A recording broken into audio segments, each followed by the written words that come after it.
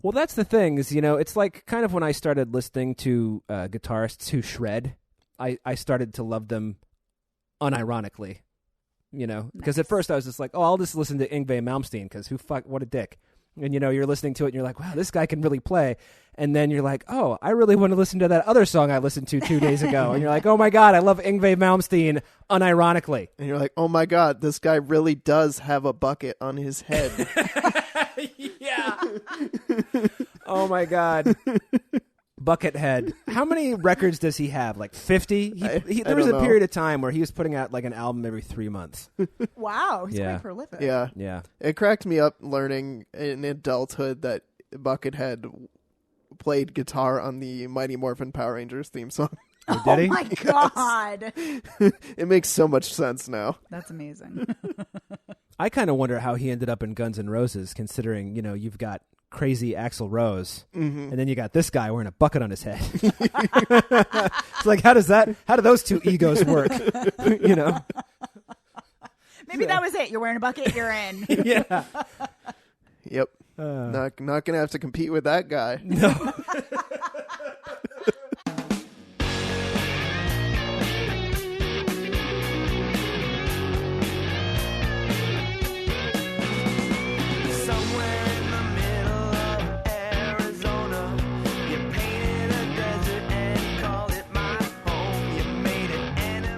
Welcome to Spoiler Peace Theater, the podcast that doesn't give a shit about spoilers. We just want to talk about the movies. My name is Evan Crean. I'm editor for The Independent.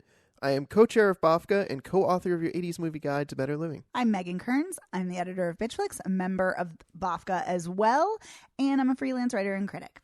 My name is Dave Reel. I write for Salt Lake City Weekly and Orlando Weekly, and I'm a member of BAFTA also. Yes, you are. I am.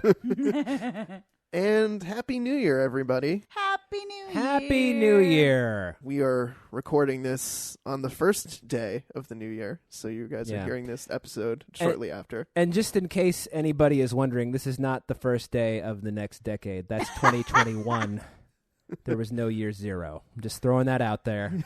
Okay. That's why the joke in Back to the Future, Witness the Birth of Christ, is actually really funny, because there's no year zero. Right on. Okay.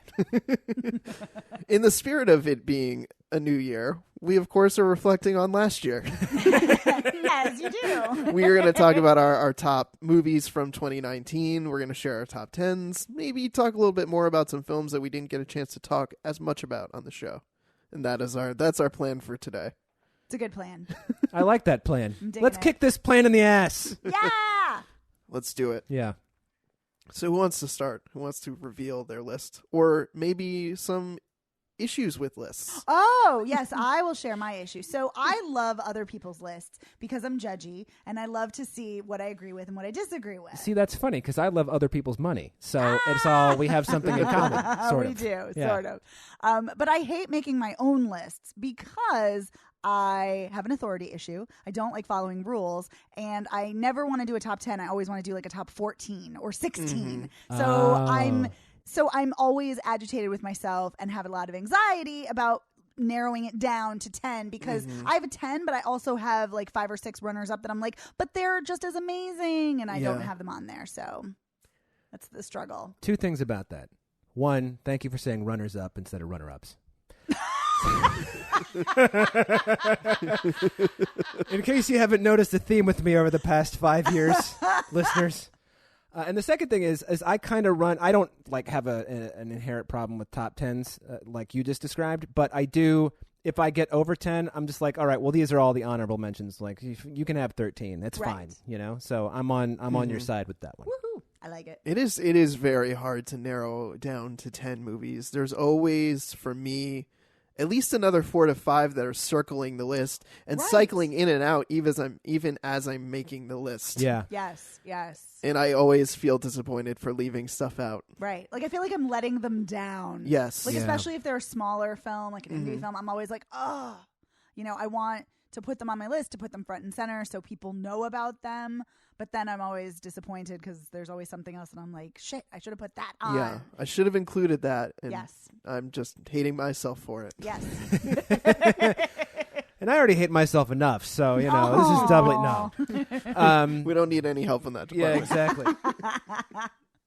So what I wanted to ask you guys is, did you have a movie that you thought for sure? Because I've learned my lesson in the past few years, and I've started, at the moment I see a movie that I'm like, oh, I think this is going to be on the top 10, I start, a new email and just keep it in the draft folder. It's like, and, stick the name. And the movie that got on there first for me this year was The Last Black Man in San Francisco. And it stayed on my list, but most of the time, like that first movie of the year that I'm like, this is going to make it, almost never makes it. This is like the first year that one that showed up in April or whatever remained until the end of the year. That's so funny that you say that, because actually Last Black Man in San Francisco, I swore was going to be on my top 10, and it did not make my top 10. Ooh. But it's like in my top 15, 16, because I loved it. It was great. But there were a couple that I saw at the Independent Film Fest of Boston that I saw in April that did make it. They were in my top 10 then, and they made it through. So I love all right, that. Indie films at the Boston Indie Film Festival. Rock. Yes. I think the longest running movie on my list to speak to that was Happy Death Day to You, which I saw last January or February. I Oh, think. that's right. That's and I on your enjoyed list. it so much that I knew it was going to be in my top 10. I just didn't know where necessarily it would fall by, December. Right. 200 movies later.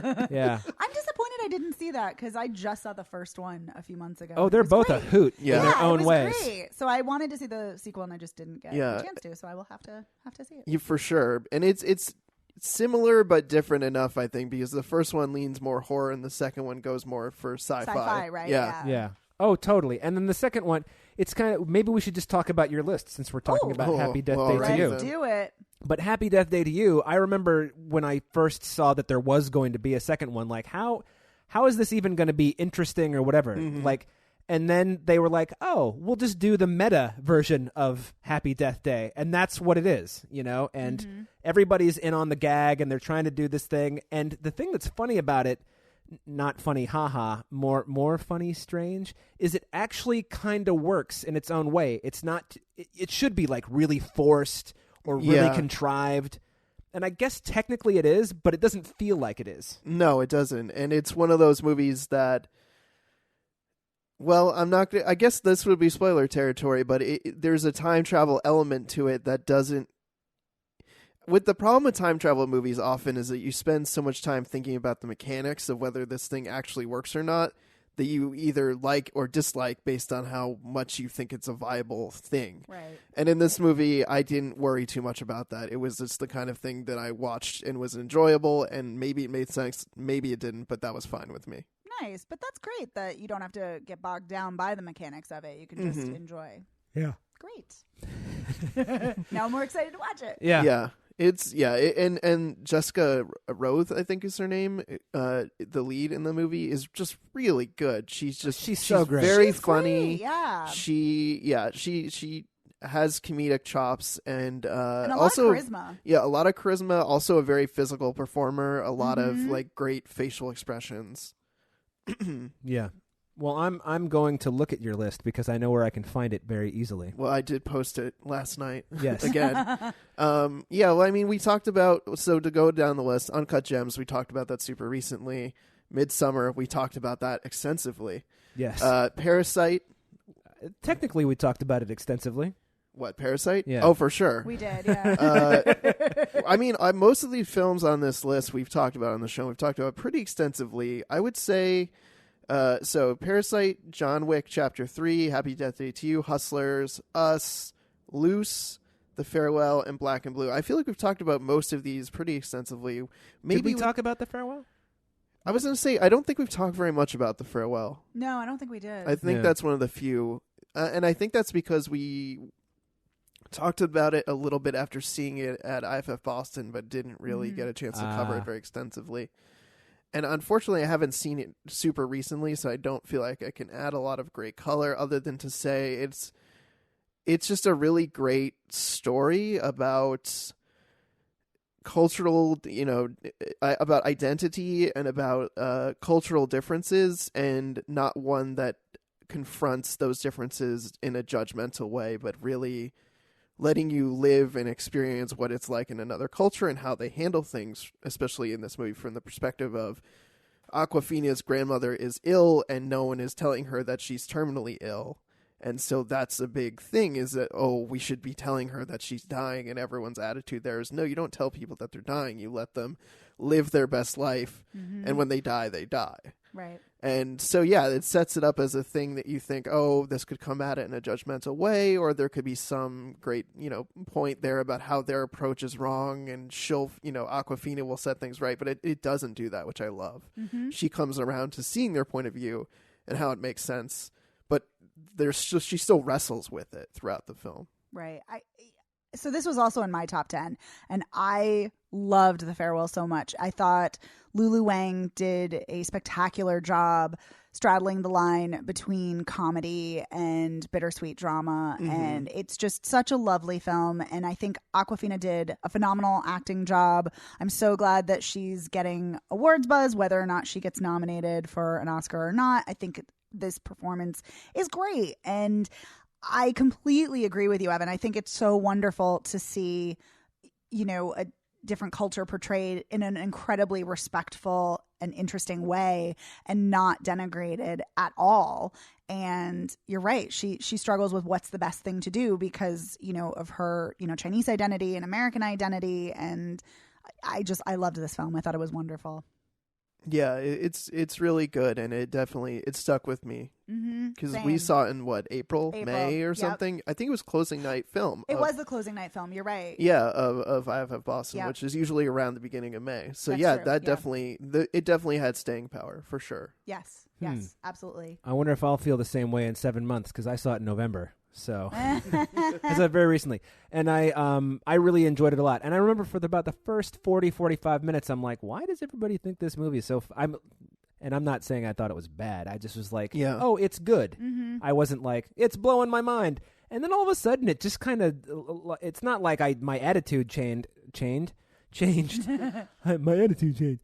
All of a sudden, I was just somehow became more invested. I don't know. Maybe it was after the first big dinner scene when Awkwafina, she's like, fuck it, I'm going to China, and then she goes, and then they're all there, and then, it's actually completely immediate now, and I really thought that Grandma, whose name I can't pronounce, the actor's name, but she was my best supporting actress for the year, my number wonderful. one. She was amazing. Yep. So good. Such a great performance. And her relationship with Awkwafina's character is so tender, and even though she calls her stupid girl. That was pretty funny. Yeah.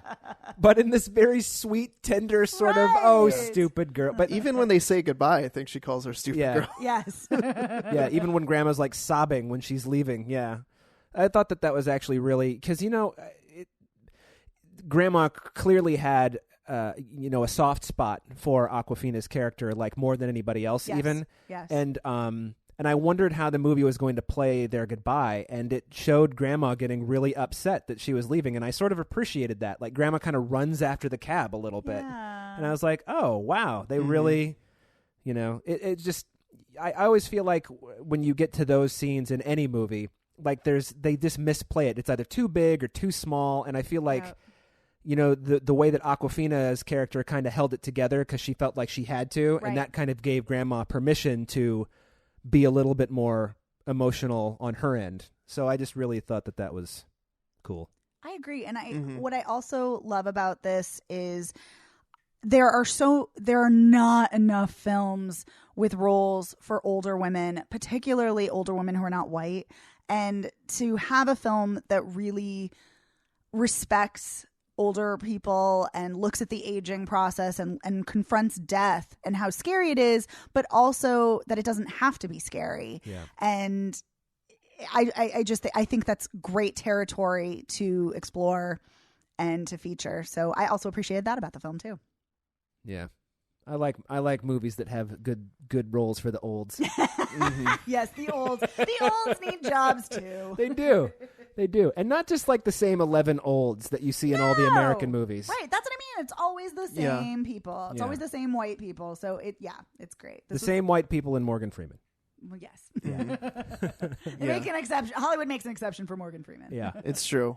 I think if there's one more film on my list that I wanted to just briefly touch on, it was Loose, which I think we've talked. I still haven't seen. I think we've talked about it on the show, but I really want to talk about it because it's a movie that not a lot of people heard of or saw this year, and I think also had a really amazing performance by Kelvin Harrison Jr., who everyone's talking about because of Waves. Right, because he's great in Waves. He's really great yeah. in Waves, but he's also really great in this too. And it's also a movie that it addresses a lot of complicated questions. So it's about this kid he's adopted by a family. The mother and father are Naomi Watts and Tim Roth, and he's in high school, and he comes from Eritrea, I believe. And so we know he was like a child soldier, and he has all of these kind of emotional issues, and he's gone to therapy, but he's this star black student, and he's just carrying the weight of that. And then you start to find out that maybe he's not as good as everyone thinks that he is through this essay he writes for his teacher Octavia Spencer, who it's a paper advocating for violence against people that you disagree with or something like that. And it's an entry point into her saying, okay, she comes at it from a very caring perspective of like, this kid is, he's a star student and everybody looks up to him, and like, I'm going to cautiously, kind of tell his parents about this because this is kind of like a red flag, but I don't want to. Oh, she also finds they search his locker and find fireworks or some type of weapon in his locker too. So she kind of takes this under the table to the parents, and then it just kind of sets off this chain of events where they're trying to figure out how to talk to him about this, but they're also seemingly finding more and more that he may not be who he is kind of putting himself out there to be, and he's got this darker, creepier side to him. And so that maybe his child soldierness is maybe he was. I don't think you can be a willing participant as a child soldier. But no, but I don't maybe, think it's implying that. Maybe he went more Stockholm than the other kids. Do you know what I'm saying? Yes. Yeah. So yeah, it's like, is he covering up these deeper emotional issues? Is he a sociopath? It's really compelling. First of all, the score is amazing. One of the best. I think I had it in my best score category on the BAFTA ballot.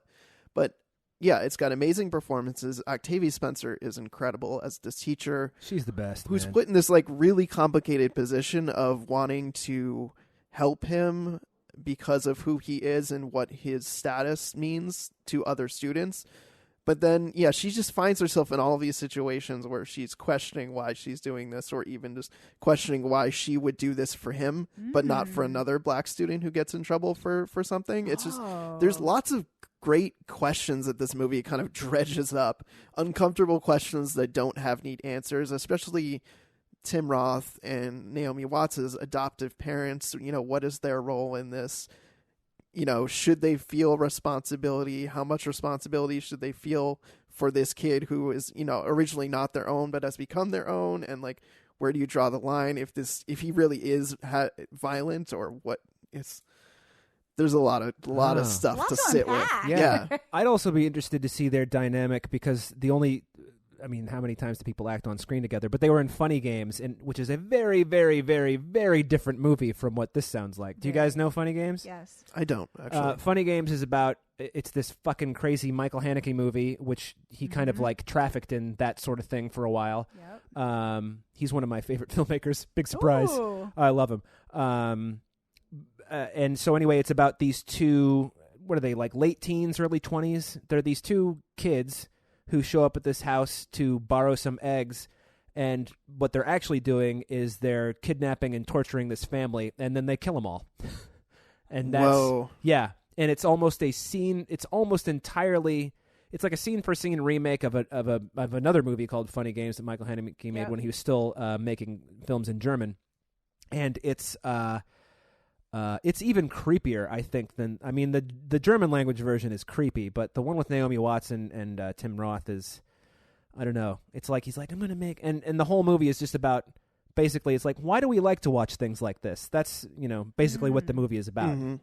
Because during the movie, one of the characters breaks the fourth wall and rewinds a scene because he doesn't like the way it went, and so yeah, it's totally crazy.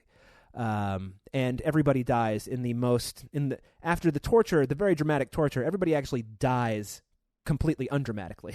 So it's really bizarre. So I would be interested. That's a long way of saying I wonder what their dynamic is like in Loose, because they must live, I'm guessing, because this doesn't seem like that kind of movie. No, they're kind of upper class people living in Virginia, like outside of DC. Are they American?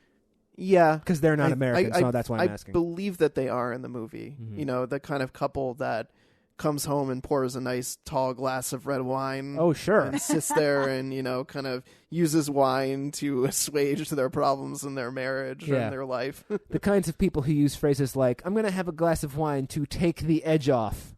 Oh, exactly. Those kind of people. Yeah. Which I think makes it all the more interesting that they have these issues. And it also comes to light throughout the film that Tim Roth originally was not on board with the idea of adopting this kid. Ooh. And his I think because he had another marriage where his wife remarried and now has a baby, and then they have to go to the baby shower. It's uncomfortable. Oh man, second marriage dynamics, crazy. Yeah. Anyway, so that Loose, also highly recommend seeing it because again, nobody really talked about it or saw it. You're right. I mean, it got good reviews, but nobody really. Yeah, like after it initially came out, I never heard about it again. Right. Exactly. Huh. Interesting. Yeah. Okay, so it's now on my list, Evan. You spoiler pieced me into it. I know. I wanted to see it, and now I have to bump it up. Yeah. Well, it didn't help that Neon didn't send us screeners of it. I know. They didn't send us Sad face screeners at all this Or year, any right? screeners. No. Yeah. Thanks, Neon. Neon. They sent us such a nice package last year, and I want to say, Neon, I watched all of them. Meh. So, anyway. All right, so who's next with your list? Oh, well, I want to 'Cause judge. I feel like I we've want to been through judge mine. Judgy Judgerson over here. So, I like that. That should be my new name. yeah. All right. Well, I have to give the caveat that these are my top 10, but I do have a bunch of runner-ups that just, Yeah. Noted. So, all right. Duly noted. I'm going to go from 10 to 1. Oh. As I like to. Oh, I was reverse going to do order. that, God damn it. All right. Beat Well, now you to the punch. So my 10 is The Farewell. Number 9 is Atlantics, which we talked about. Atlantics. Yeah. And I think you said that. I did. talked That's about why it's a callback. 8 is Uncut Gems, which we also talked about. 7 is High Life, which we did not talk about. Miller Yeah. High Life? I don't know what this is. the Claire Denis film, the sci-fi. Oh, right. With Robert Pattinson in space. I do know what it is. What am I talking about? Right, Isn't there a fuck box in the movie or There something? is a fuck box, yes. Juliette Binoche gets herself off a lot in the fuck box. This film is, I really want to, I've only watched it once, a long time ago, earlier in the year. And I really want to rewatch it again because there are so many incredible visuals in this film. One of my favorite scenes of any film this year is a scene where there are dead bodies just falling in space and like they're almost like snow. Ooh. It's incredible. It's creepy. It's weird. I love it. And Robert Pattinson is such a great actor. I love seeing Isn't him it in crazy to films say now. that? I know. Robert Pattinson is a great I know, actor. but I have to say, I'm going to say this. When I saw Twilight, which I do not think the first one is nearly as bad as a lot of people think because I do like Catherine Hardwicke, I watched this and I was like, wow, this movie is not great, but Robert Pattinson, this kid can act. And I'm so glad to now see him choose really unique projects. And Kristen Stewart too. Like, get that Twilight money and then do your passion projects. I love it. Yeah. So he is so good in this, raising a child, and the film kind of goes back and forth between him being on this I can't remember if it's a space station or a ship, but he's all alone with a little girl, and then it flashes back to when he and the rest of the crew were on the ship, and Juliette Binoche is a doctor, and she's creepy because there's like some rape implications going on where she's like forcing people to have sex, and then another crew member is raped. So Claire Denis is exploring a lot of uncomfortable dynamics regarding bodily autonomy, rape, reproduction, and I thought this film was so intriguing. I loved it. Yeah, that sounds really intriguing. Yes. And Robert Pattinson is so great in The Lighthouse, and he's kind of unhinged in that, and I feel like he's kind of unhinged in this too. And I want to see what other things he does, because I really love what he's doing. You know what I would like to see? What? I would like to see a movie where Claire Denis and Denis Villeneuve make a movie together. Nice. So it could be like a film by Claire Denis Villeneuve. That would be awesome. Denis. Yeah. That'd be great. My next film on my list, number 6, is A Beautiful Day in the Neighborhood, which I talked about, and how much I loved this. I liked that. It was a sweet movie. See, It's alike. I don't think it is a sweet movie in the same way. So I actually had a conversation where I said that I thought this was a heartbreaking film, and someone said to me, "Oh, I thought it was really nice. What was heartbreaking about it?" And I'm like, "Everything." So I actually think this is a very dark film, because I know we talked about it before, but the one thing I will say why I liked this film so much is I think Marielle Heller is stupendous at depicting good in a very intriguing way. Like she doesn't go the saccharine route. She doesn't play with over sentimentality. She has kind of a darker edge to things that are good. Like my favorite scene in the film is the very end, where Mr. Rogers is Playing piano? He's playing the piano and he's having like an anger moment, and and he's faded to silhouette, and I just love it. Anyway, I love that there's a dark tinge to good in her work, and I really respond to that. So the film resonated with me. And my number 5, I've been dying to talk about because we have not talked about this at all. Uh-oh. My number 5 is Mickey and the Bear, which did not play in Boston at all. It only opened in, I think, New York and LA. Well, I don't even know what this movie is. I know BJ and the Bear. Well, Mickey and the Bear, I cannot remember the director's name, but it is a woman-directed film. It's I think it's her second film, and it could be her directorial debut. I cannot remember. My apologies. But this film is fantastic. It's so good. It's about a girl who's a teenager. She's a senior in high school, and she's about to go off to college. And her father, she lives with her father. He is a veteran, and he's suffering from PTSD, and he's also addicted to opioids. And and she's navigating, graduating high school, going off to college, following her dreams, or staying behind to take care of her father and support him. And it's all about that. Their dynamic is fantastic. The performances are incredible. The dialogue is great. I love this film so much. It gutted me when I watched this. Well, I'm gonna put it on my list. Yes, yeah. This is one of the films I saw at IFF Boston earlier in the year, and it stuck with me the entire year. I could not stop thinking about it. And the actress who's the protagonist was also in Never Going Back, which I loved, which came out in 2018. It was so good. Moroni? Yes, she's great.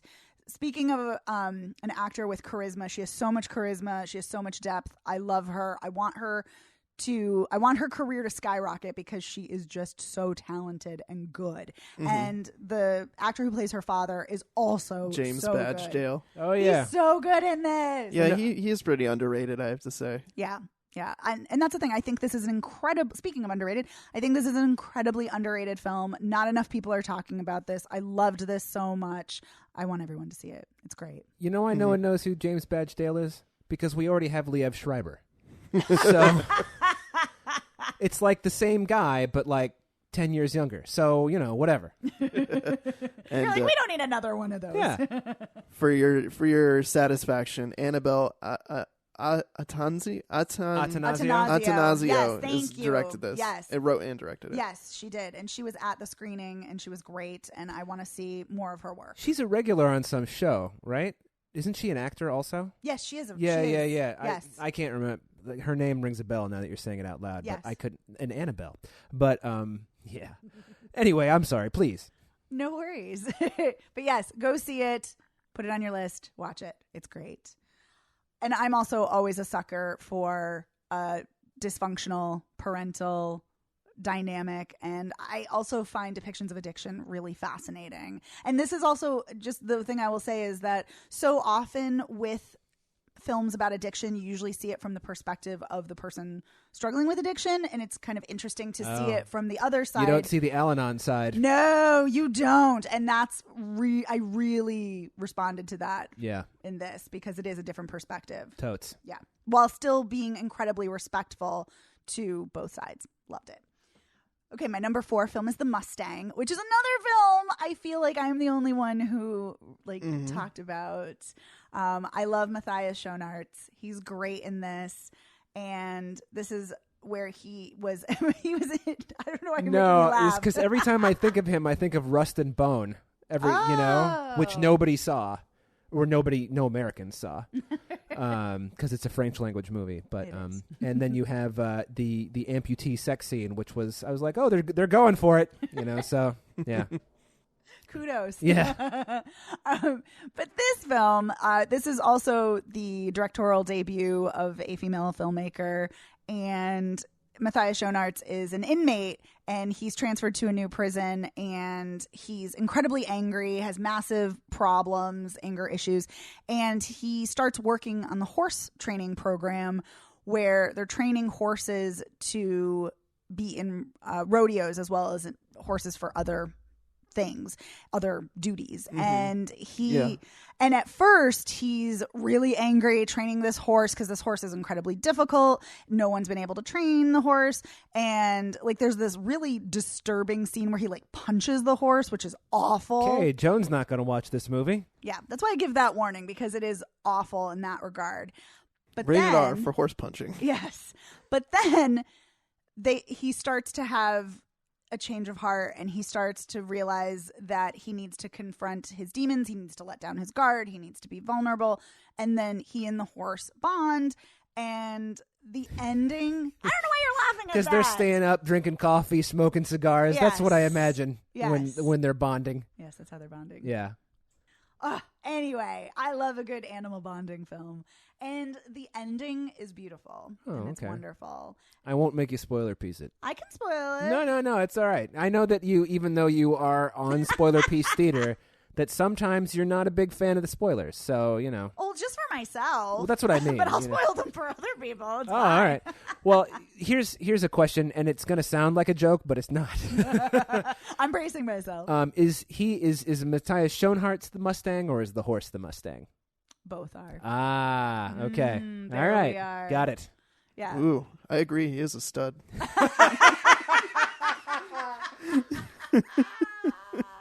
Sorry, I felt like I had to make that joke. Bravo. Slow clap. That was great. Yes.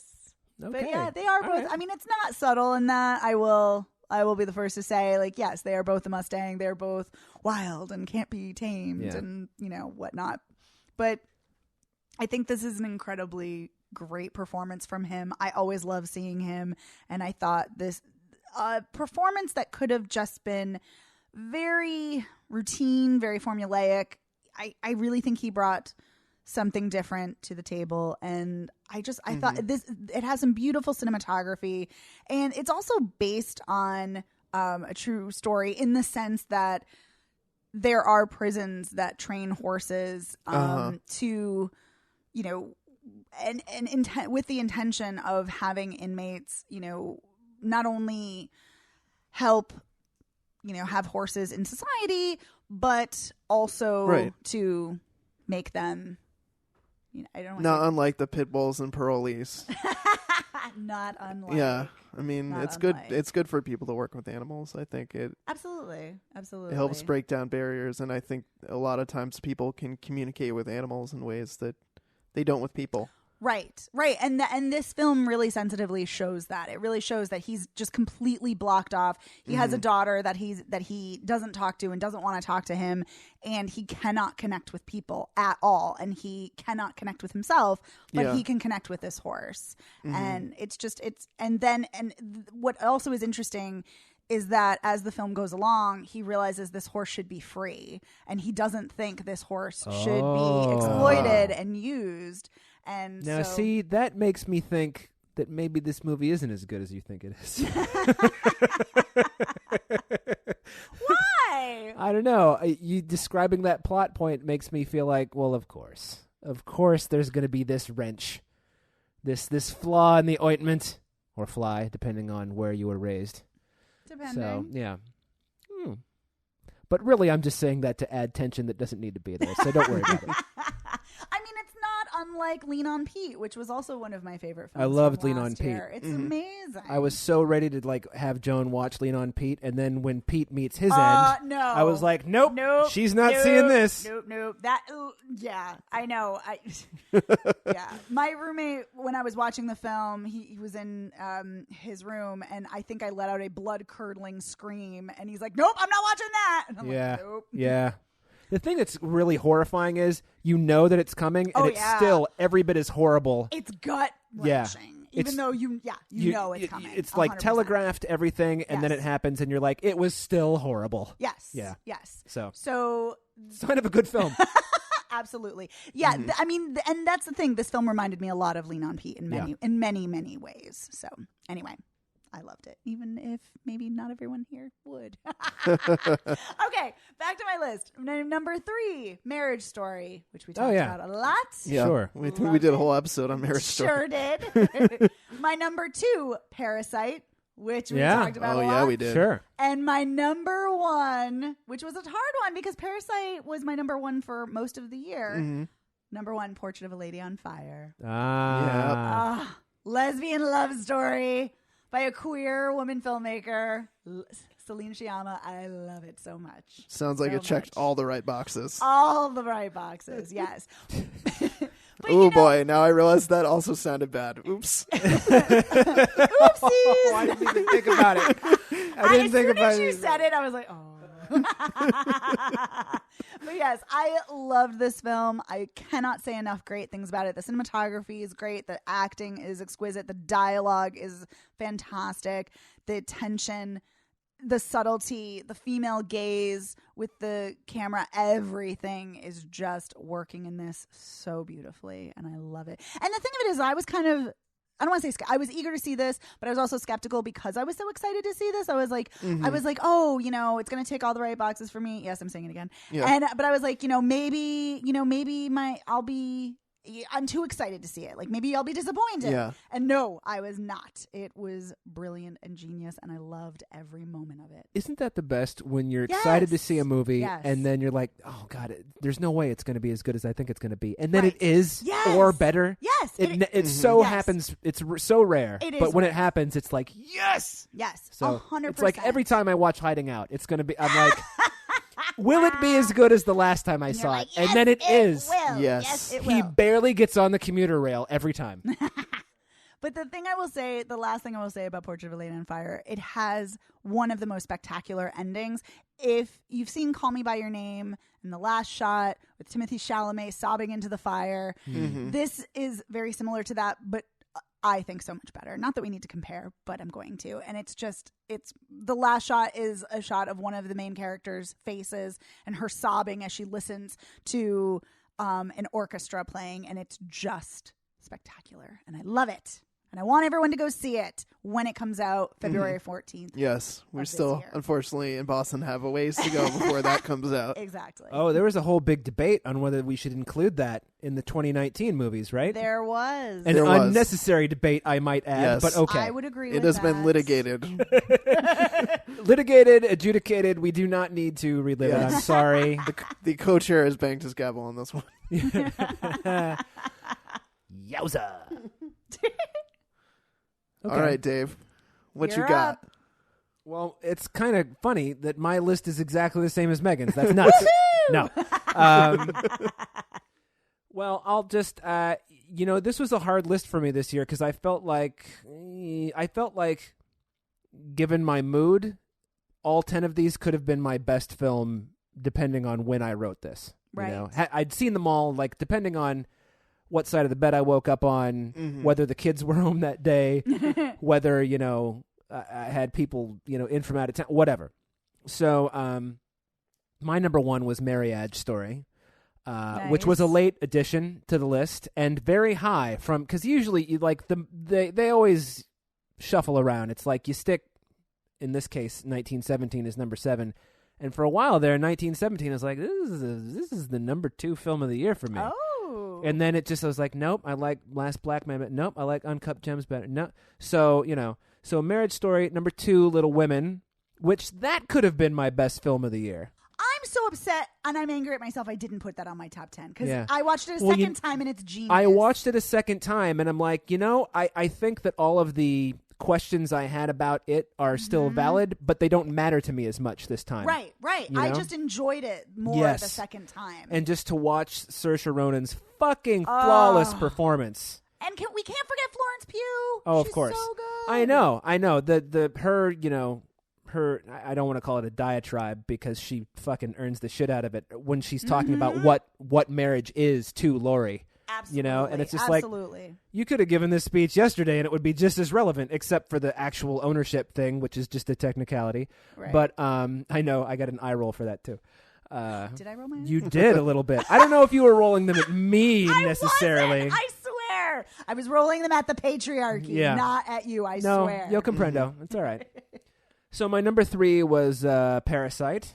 That was another movie. The second time I saw it, I'm like, nope, this, because I don't usually have a movie. I don't usually have a problem with movies that have a hard pivot like this does. Like when I first saw The Crying Game, and everyone's like, I don't know, it's like watching 2 different movies. And I'm like, did we see the same movie? Because I'm pretty sure it's one movie. It is one movie. It's just like, you got this thing, and then it just changes settings and characters, and it's the same thing. Just that you're not going to get shot by the IRA over here, So I saw it again, and, when you get to the, oh my God, there's a fucking hidden basement. Like, I was like, oh, it all works. They're all parasites. I don't know if I would use that word because, mostly because you see Parasite and you think this is a sci-fi movie, so that's just that's my hang up. But and also just the performances, the I can't remember the names of any of the characters, but the fired maid is amazing. The older woman who gets fired, the spouse in the rich family, just. She's fucking genius. The guy, the husband in The Rich Family, who was in A Hard Day, one of my favorite movies from a couple of years ago, and then the poor dad. Song Kang-ho. Yeah. Oh, he's always amazing. He was in my top for acting as well. He's incredible. And so, just these performances, and the way the story weaves together, and that sort of heartbreaking last moment when the son's reading his, it's the voiceover in the letter. And he's like, one day I'll see you, but he's like, no, you're never going to see him again. Never. He's going to be stuck there forever. It's gut-wrenching. Yeah, gut-wrenching. And such a great exploration of class. Yeah. Anyway. So number 4, Booksmart. Yay! We know how some people feel about Booksmart. We do. We do know how some people feel about it. And I would say that those people are wrong. But because Booksmart is amazing. Booksmart is great. I truly... it's like there's a particular argument that people who seem to dislike it have, and it's a class argument. And I would say if you're watching it and you're having a problem with the class of the people in the movie, then you're not watching it closely enough. You've made up your mind already. And I would say where your mind is I don't like chicks. That's where I'm coming down. Oh, 100%. I think it's very much a misogynist stance. Oh, okay. Well, I'm going there. All right. No, I'm right there with you. Oh, absolutely. I was like, I will 100% dig in. I'm not going to dance around it. If you have a problem with this movie, you are probably sexist or misogynist. Well, the thing that's crazy about it is, I've heard multiple people, all men, talking about how they're all rich kids. Fucking Beanie Feldstein's character is poor. Yes. Legit poor. Mm-hmm. She's poor. Have you ever been to Los Angeles? Have you seen those apartment buildings? That's what you live in if you're either poor or if you just moved to LA yesterday and you graduated from college 2 weeks ago. Yeah. Okay? So you don't live there when you have children in school unless you're broke. Well, wait a minute. I agree with you, absolutely. But the other thing I will say, too, is nobody complains when it's a dude-centric film and they're rich. So, Yeah. Yeah. You're right.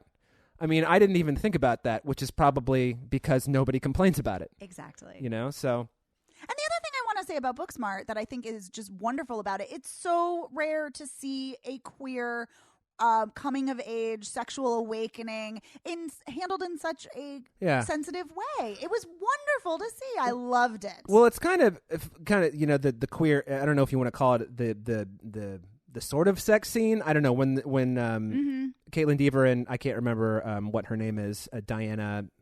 I don't know her name.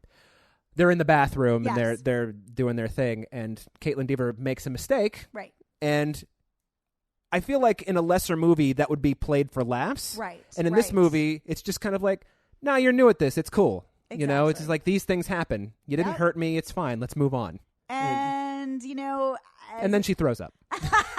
Well, that does happen. But I was going to say, as a queer woman, I can say these kinds of things happen. Yeah. So there you go. Yeah. And they would happen probably even in... I mean, they happen to straight people. I was just going to say, they probably they happen to straight anybody people, who's too. hooking up the Exactly. first time. You got to figure out, where's this go? And, right. And what's happening? And I mean, you can't find out if you don't like something until you do that thing.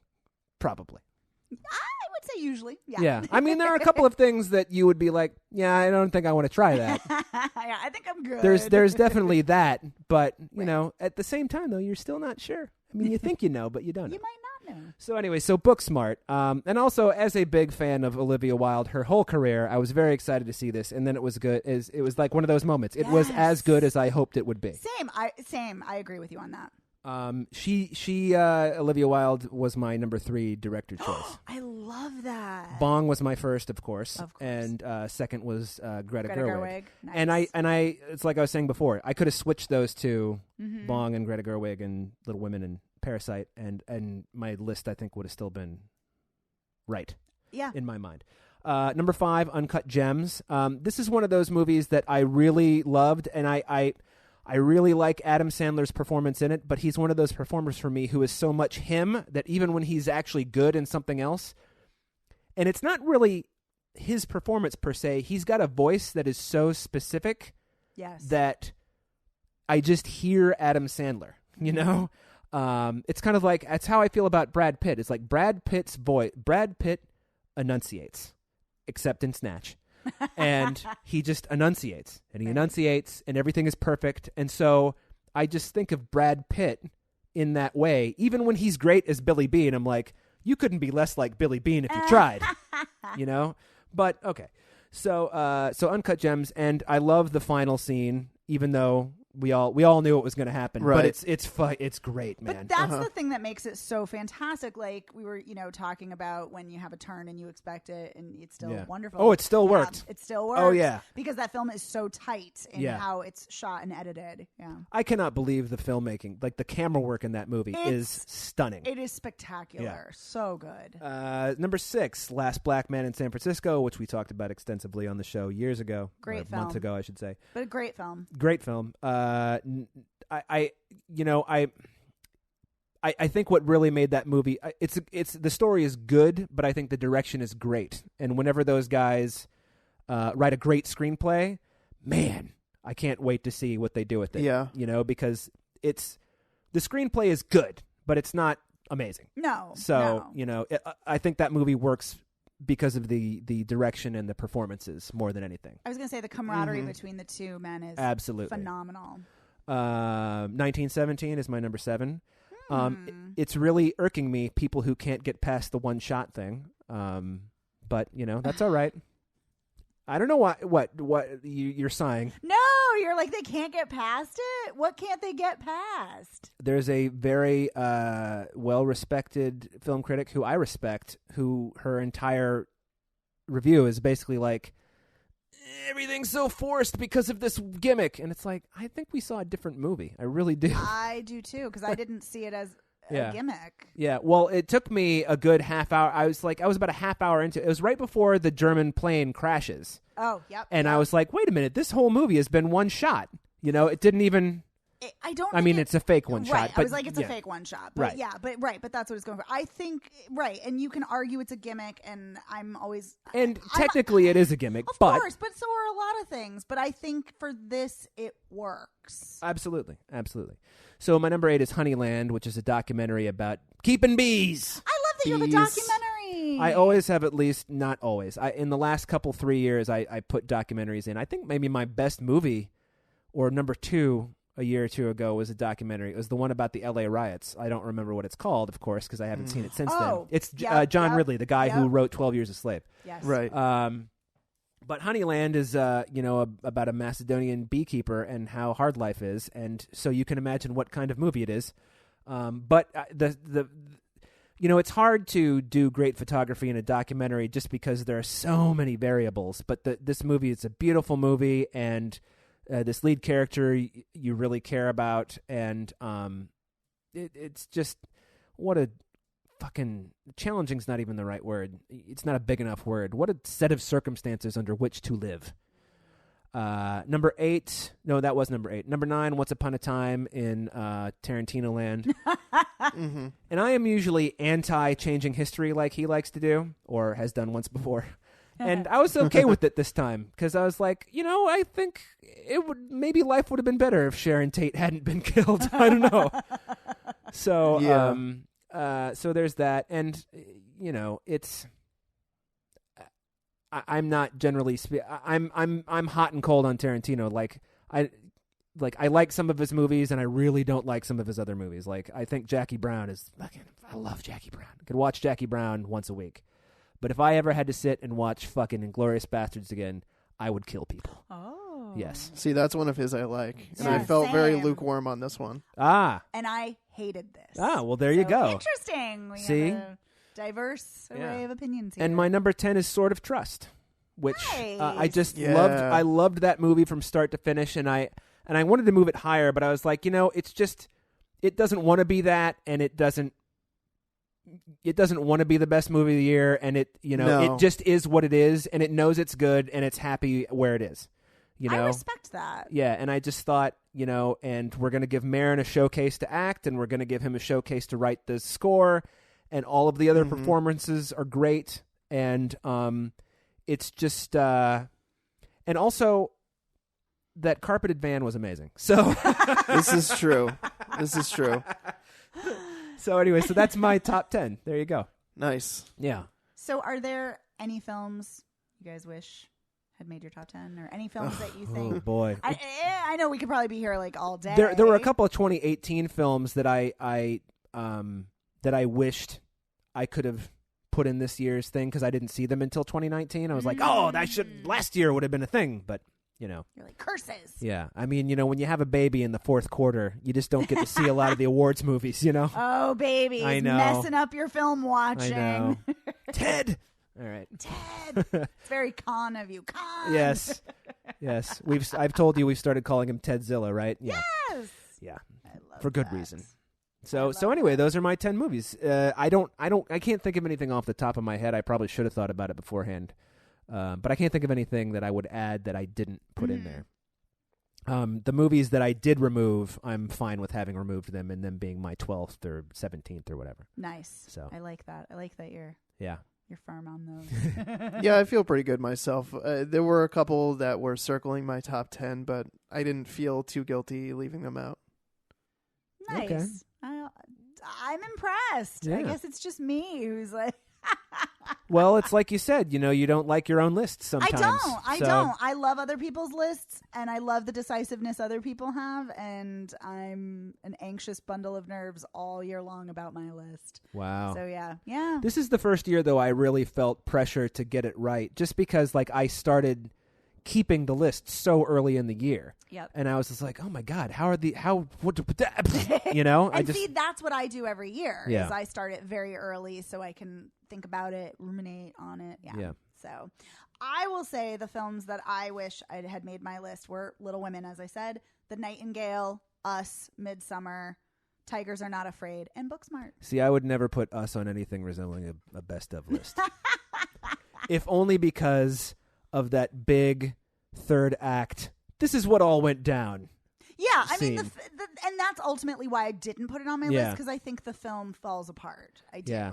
I kind of feel like if nothing, things are always creepier when you don't know why they happen in Right. horror movies. Right, I agree. I You know, agree. and if it had just, except for the first Friday the 13th when it's revealed to be Mrs. Voorhees is the killer, that is still creepy because you're like, oh, it's an old woman. Ah! So, But I just wanted to talk about a couple real quick. I just wanted to mention some actors who were great in Ooh, movies that yes. didn't like. Yes. My best female actor of the year was Ana de Armas from Knives Out. I thought she was amazing. I love that. I loved That's her great. performance. I wasn't really familiar with a lot of her stuff, so I watched a couple other things, and she's a diverse performer. It's a great performance in a movie that's fine. She's better than the movie is.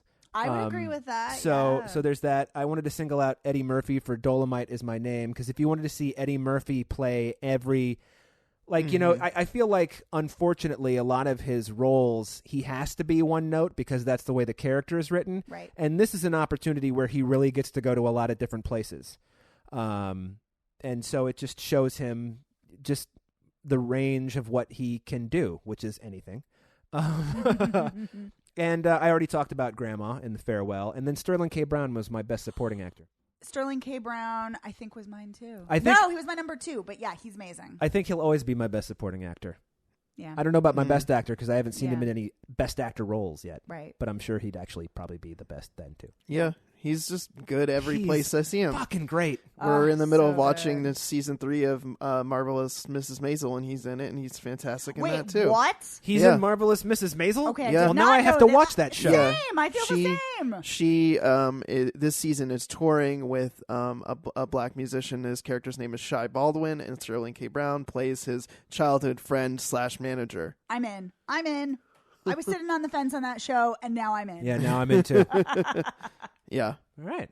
Does that do it for us? I think so. I think so. All right. We did it. We conquered 2019 in the Woohoo! first day of 2020. We kicked his ass. This is 2020. I used to work for ABC News, so I have to say that. Very nice. Was Barbara Walters on Dick Clark's New Year's Rockin' Eves? Because she should have been. Because That I then have she no could have. idea. Because then she could have said, "This is 2020," right at midnight, and It would have been it amazing. would have That blown would've been. minds. That would have been fantastic. Yeah. For sure. Well, hopefully by sharing our top 10 lists from this year, we've inspired you guys to check out some films that maybe other people aren't talking about, you haven't heard of, etc. And thanks for tuning in. You can find the show pretty much anywhere you can get podcasts. And if you would be so kind as to please rate and review us on your platform of choice, that would be awesome. It helps other people find the show. And yeah, there's several ways you can get in touch with us. You can email us. We're spoilerpiece@gmail.com. We are on Twitter. We're at Spoilerpiece. We're on Facebook. We're Spoilerpiece Theater. You can give us a call, At 862-21-PEACE. leave us a message, and yeah, tell us what you think. Tell us if you disagree with our picks or you agree with them, or just say hi, I guess. I like the hi messages. Yeah. Those are always fun. It's like, hey, I just want to say I've been listening to the show. I haven't called in a while. We've gotten a few of those. Yeah, we've gotten a couple of those. Yeah. I love it. And yeah, let's see what else. Oh, Patreon. Yeah. If you like the show, like really like the show, Like. yes, Yeah. head over to patreon.com/spoilerpiece and sign up for one of our tiers. For just as low as $5 a month, you get access to exclusive audio, which we do every week. You get to vote in polls. We have to put a new one of those up. And yeah, there's extras, and there's also a tier where you get to pick a movie for us to watch. And our patron, who's one of the patrons in that tier, picked a movie that we saw this week. Oh, it's a Oh, movie. it's a movie, all right. Yes, it is definitely a movie. You know you want to listen to that. Yeah, content. you definitely want to hear us talk about Ricky O, the story of Ricky. Yeah. A genre which none of us is really steeped in. So it was No. it was quite an experience. It was an education. Yes. Yes, it was. Very different from Carey Mulligan's, but an education Yes, nonetheless. Yes. So yeah, so head over to Patreon and sign up, and you get fun exclusive audio like that. Anyway, my name is Evan Crean. I'm editor for The Independent. I'm co-chair of BAFCA and co-author of your 80s Movie Guide to Better Living, and you can follow me on Twitter and Letterboxd as Real Recon. I'm Megan Kearns. I'm a freelance writer and critic, editor of Bitch Flicks, and also a member of the Boston Online Film Critics Association. And you can follow me on Twitter at OpinionSWorld. And my name is Dave Riedel. I write for Salt Lake City Weekly and Orlando Weekly. You can follow me on Twitter, Instagram, and Letterboxd as Dave Sees Movies. See you next week. Bye. Bye.